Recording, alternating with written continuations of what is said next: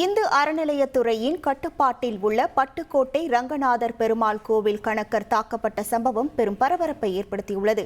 தஞ்சை மாவட்டம் பட்டுக்கோட்டை பெருமாள் கோவில் தெருவில் உள்ள பழமையான ரங்கநாத பெருமாள் கோவில் கும்பாபிஷேக ஏற்பாடுகளை அந்த பகுதியைச் சேர்ந்த மக்கள் ஒருங்கிணைந்து செயல்படுத்தினர்.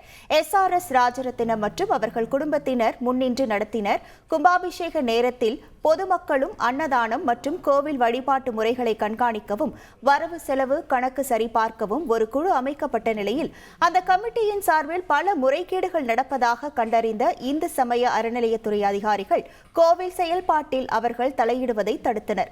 அவர்களின் அலுவலகத்தையும் காலி செய்ய பலமுறை வலியுறுத்திய நிலையில் அவர்கள் மறுத்ததால் அறநிலையத்துறை உதவி ஆணையர் கவிதா தலைமையில் செயல் அலுவலர் சதீஷ்குமார் மற்றும் கணக்கர் ரங்கராஜ் உள்ளிட்டோர் அந்த அலுவலகத்தின் பூட்டை உடைத்து இந்து சமய அறநிலையத்துறையின் அலுவலகமாக பயன்படுத்த திட்டமிட்ட நிலையில் சம்பவ இடத்திற்கு வந்த ராஜரத்தினம் மற்றும் அவரது மகன்கள் சரண், சந்தோஷ் ஆகிய மூவரும் சதீஷ்குமாரை கீழே தள்ளி கணக்கர் ரங்கராஜை தகாத வார்த்தைகளால் பேசி தாக்கியதாக கூறப்படுகிறது.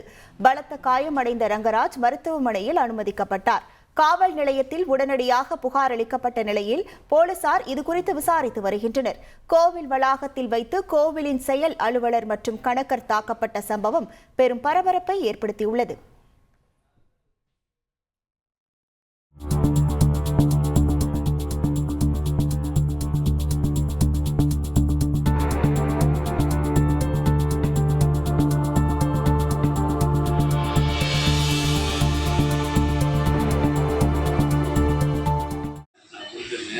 இந்த கோயில் வருவாய் இழப்பீடு பல கோடி ரூபா வருவாய் இழப்பீட்டை ஏற்படுத்தி ராஜரத்தினம் அவர் சொந்த இதுக்காக திருக்கோயில் பேரை நாசம் செஞ்சுக்கிட்டு அது கவர்மெண்ட் கோயில், நாங்கள் எப்படி உள்ளே வரலாம், இது என்னோட கோயில், நீங்கள் யார் கேட்குறது அப்படின்ட்டு எங்கள் செயலாளரையும் என்னையும் ஒரு மேலே பேசி என்ன பலமாக தாக்கி தலையில் அடித்து உள்ள வந்துட்டார். நான் அந்த சூழ்நிலை தான் மயக்கப்பட்டு விழுந்துட்டேன்.